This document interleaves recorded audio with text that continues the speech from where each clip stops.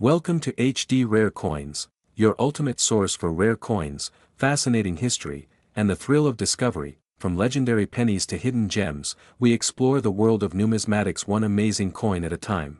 The year was 1971, a year of transformation not just for Britain but for the everyday lives of its people. It was a time when the familiar was being replaced, when the old systems that had governed daily transactions for centuries were swept away almost overnight. On the 15th of February, known forever after as Decimal Day, the United Kingdom officially made the daring leap from the traditional pounds, shillings, and pence system to a decimal currency.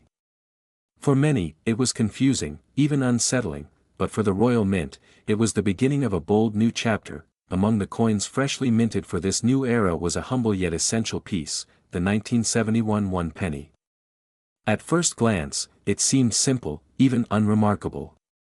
A small copper coin, light to the touch, bearing the now familiar image of Queen Elizabeth II on its obverse side, and the symbolic depiction of a crowned portcullis with chains on its reverse.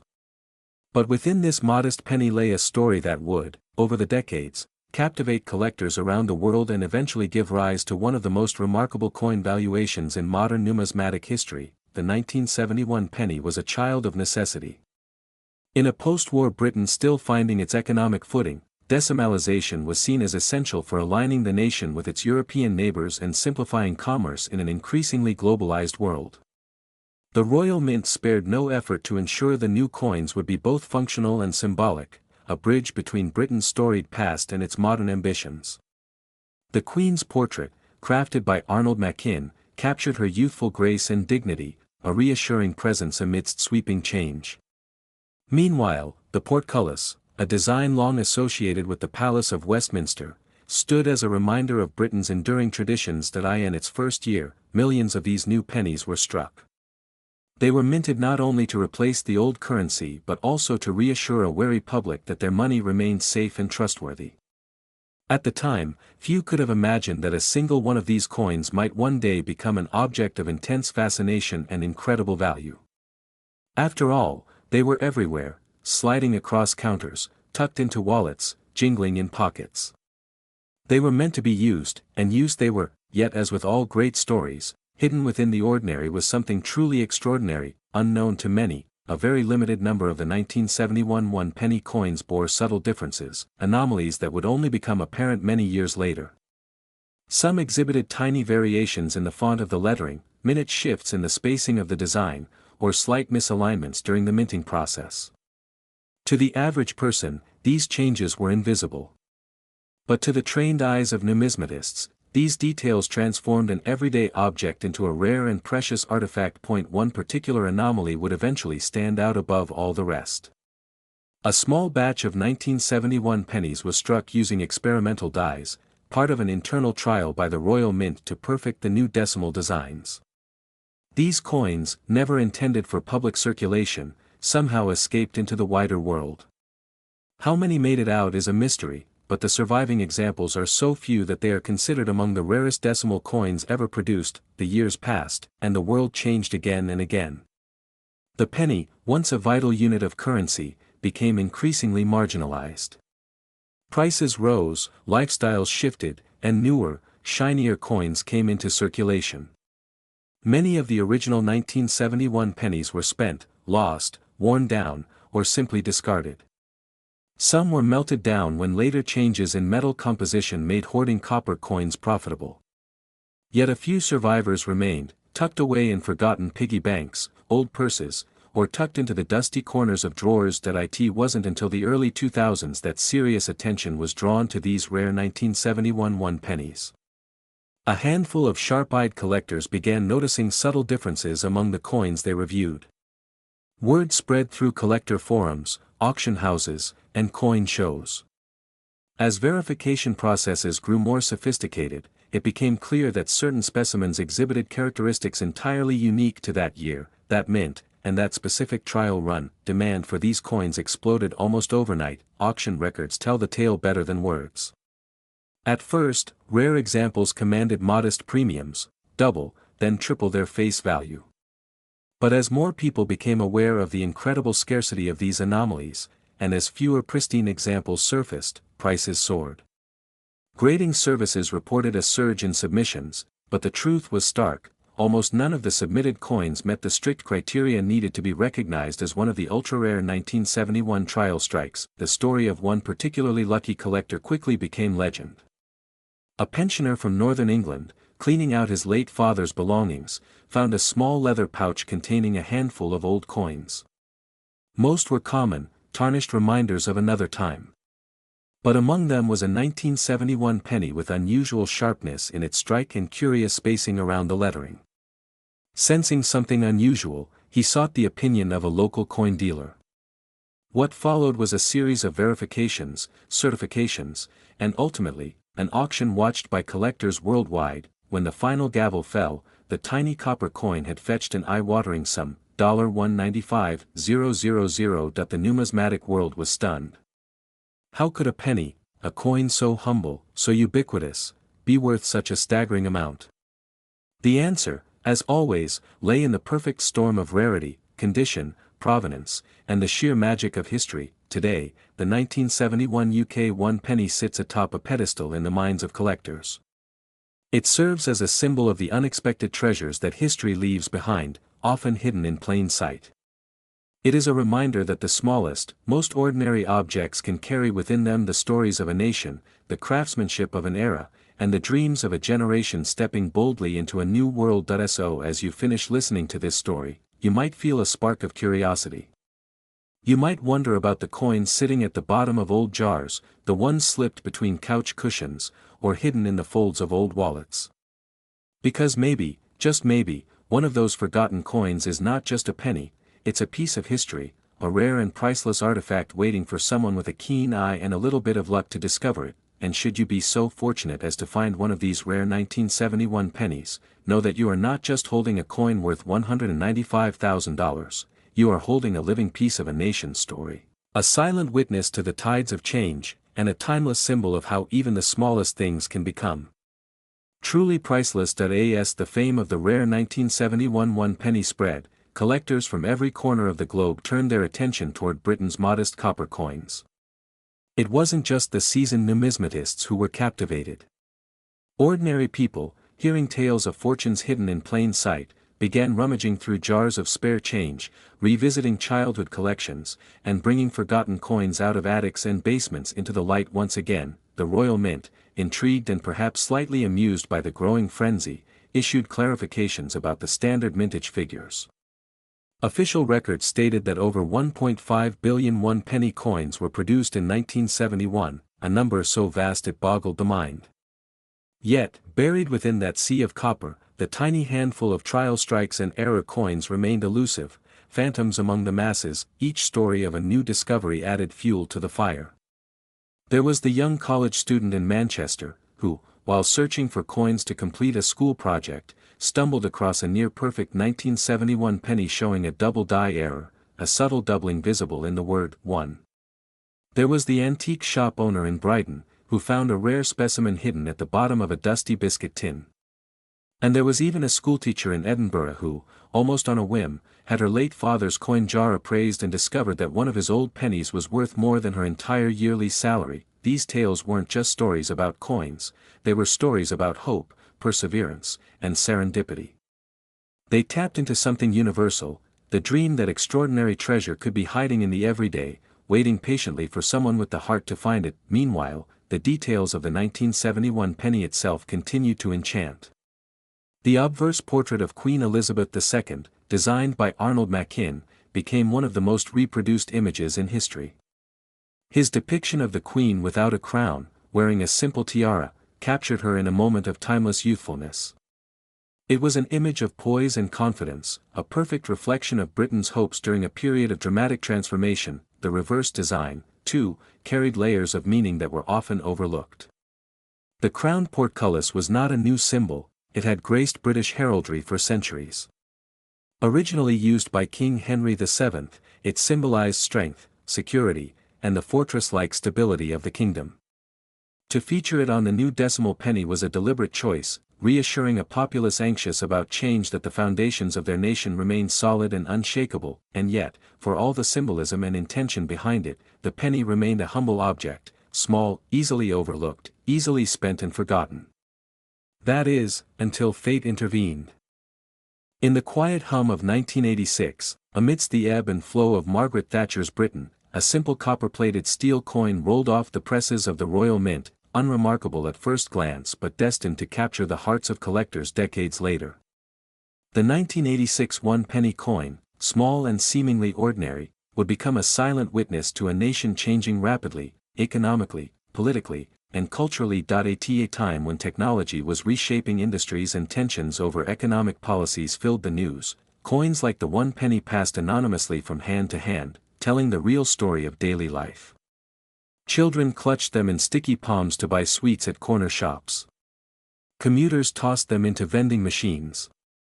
Parents scraped together coins to pay for groceries during a time when every penny counted.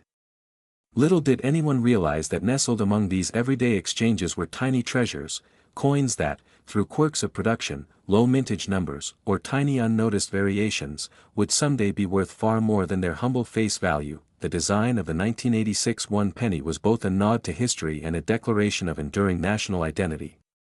The reverse featured the crowned portcullis, a symbol deeply rooted in British heritage. Originally used as the badge of the Palace of Westminster, the portcullis had long symbolized security and continuity, perfect themes for a country redefining its place in the modern world.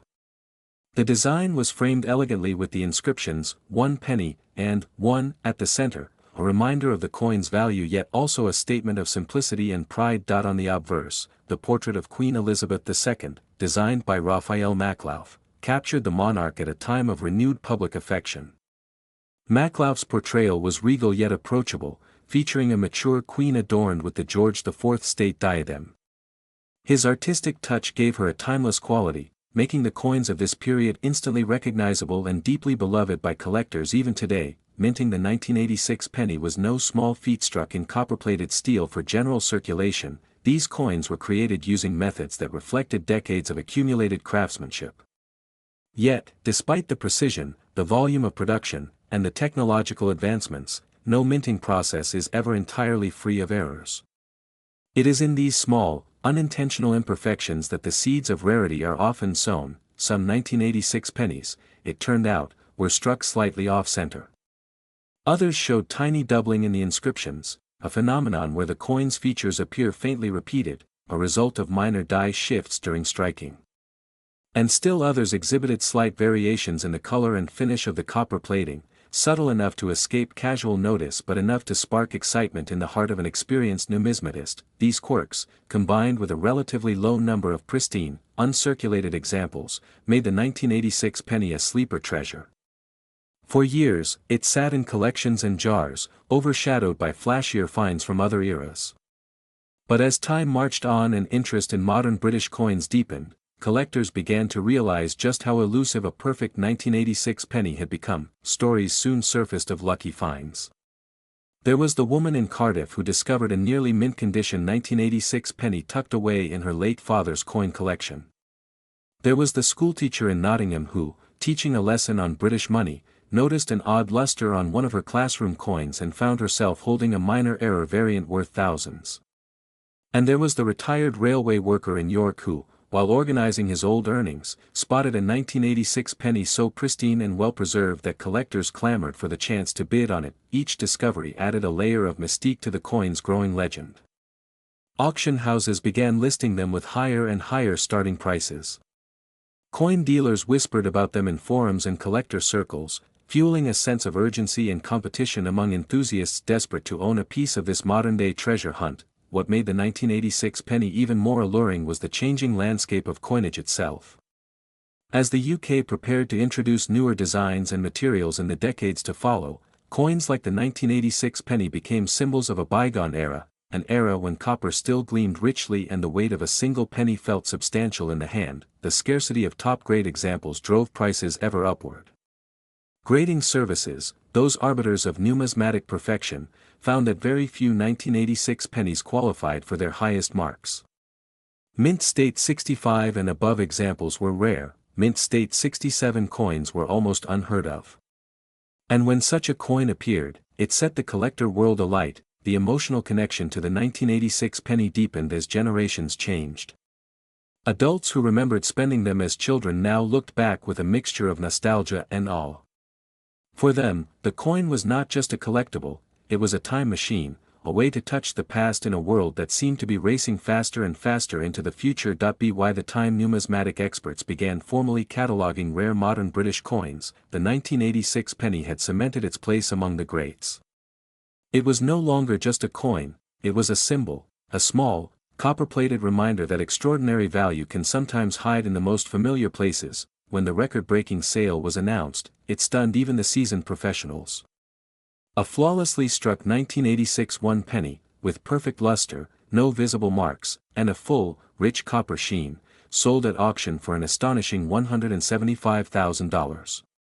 The world of coin collecting had just witnessed another miracle, and the humble 1986 penny had earned its rightful place among the legends. Today, the search continues.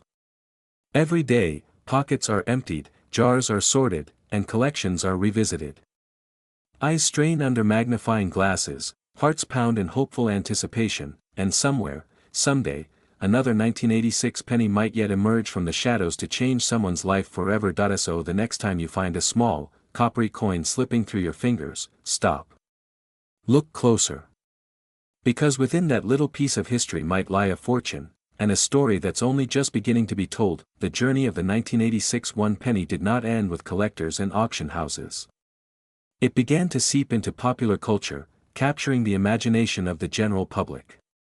Articles appeared in newspapers across the UK, with headlines proclaiming the shocking truth that a single penny could be worth more than a brand new luxury car. Morning television shows invited numismatic experts to explain the allure of this modest coin.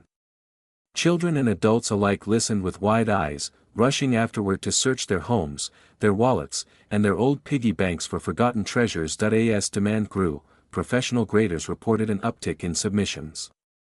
Coins once thought unworthy of close inspection were now being examined under the sharpest lenses, every scratch, every nick, every slight imperfection recorded with clinical precision.